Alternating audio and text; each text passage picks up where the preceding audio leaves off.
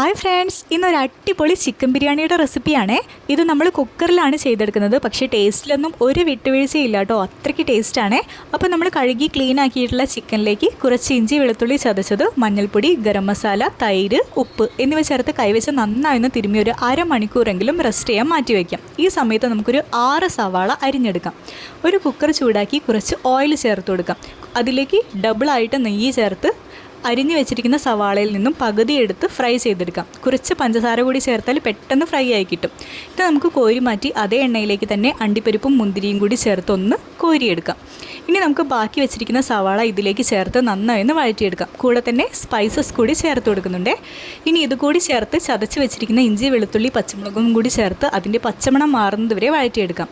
അതിലേക്ക് ഒരു 3 തക്കാളി ചെറുതായി അരിഞ്ഞതാണ് ചേർത്ത് കൊടുക്കുന്നത്. ഇതൊന്ന് വെന്ത് വരുന്ന സമയത്ത് നമുക്ക് പൊടികളായിട്ട് മഞ്ഞൾപ്പൊടി, ബിരിയാണി മസാല മാത്രമേ ചേർത്ത് കൊടുക്കുന്നുള്ളൂ.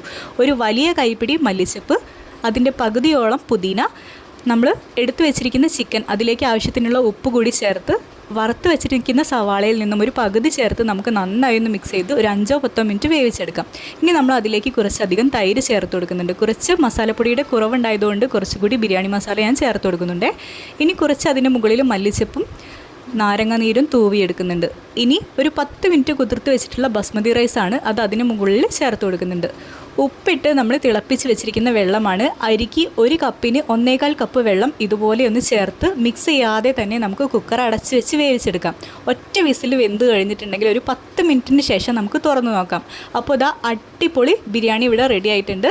ഇത് മിക്സ് ചെയ്ത് കഴിക്കാനാണെന്നുണ്ടെങ്കിൽ അങ്ങനെ കഴിക്കാൻ ഞാൻ ഇതിന് മുകളിൽ കുറച്ച് വറുത്ത അണ്ടിപ്പരിപ്പും ഉള്ളിയും കൂടി ചേർത്ത് വിളമ്പുന്നുണ്ട്.